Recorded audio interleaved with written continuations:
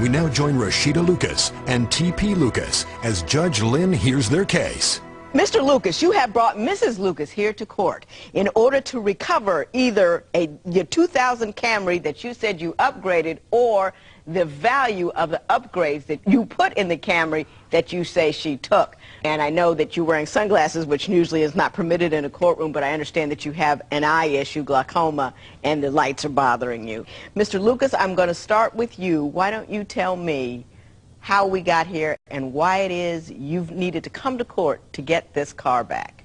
Well, Your Honor, there was nothing wrong, nothing. You know, everything was normal at my house. Everything was normal? Nothing wrong, nothing.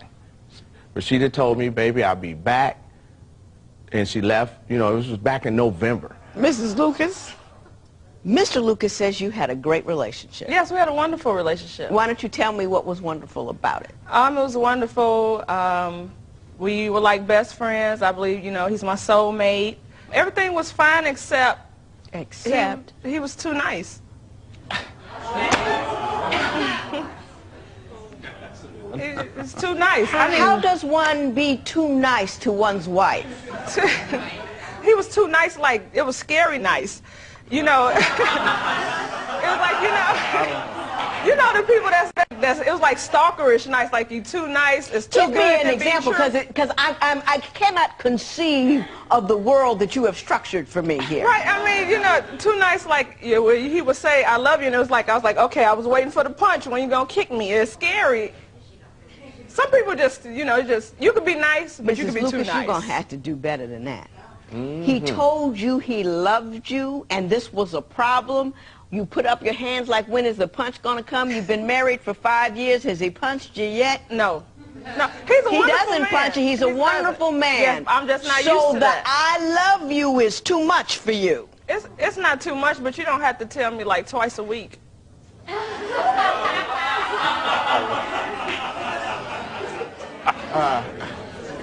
Can't figure that. So if I found you a brother that would run around on you, call your names, and smack you upside the head, you'd be in heaven. No, he don't have to call me names or smack me, but... He can run around on you. No, not that either, but... What do you want from a man, Mrs. Lucas? Yes. I mean... She told me that's what she wanted. What did she tell you she wanted? Well, she told me she wanted somebody to cherish her and don't run around on her. You know, all the things that a good man and a good woman should want out of each other. We agreed that, because I had been married before, and my ex-wife, oh my goodness, she scared me. If I ever did it again, it was going to be better than any other marriage, and I made the promise for keeps. This wasn't to be playing around, you know, and if nothing's wrong, where are you going? You know, there are women that would pull her head off her neck for a guy like me.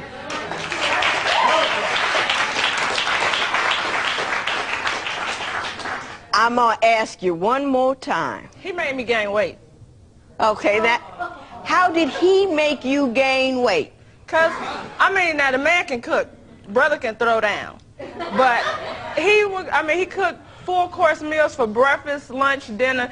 2 o'clock in the morning, if I was hungry, he wouldn't fix me a sandwich. This man would make a whole meatloaf, potatoes, a gravy, vegetables, a big stupid cup of Kool-Aid. I go to sleep right on that. Get up in the morning, he done fixed French toast, pancakes, grits, biscuits. So now I'm laying on food on top of the food I just laid on a couple of hours ago. So your complaint is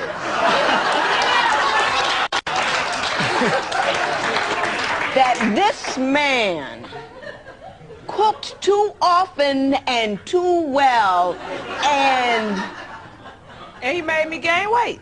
Mrs. Lucas, have you lost your mind? No.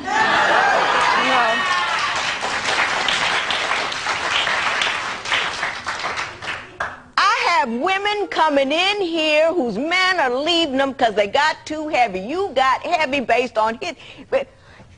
They won't cook, they won't clean, they won't pick up the house, they're controlling, they're unkind. You have got a guy who cooks for you. You have got a guy who doesn't care what size you are. You have got a guy who, who tells you that he loves you without being prompted or looking for sex, and you're telling me that you want to leave him because he treats a good black woman, which we're going to have to qualify, like good black women, a queen ought to be treated. And what you're doing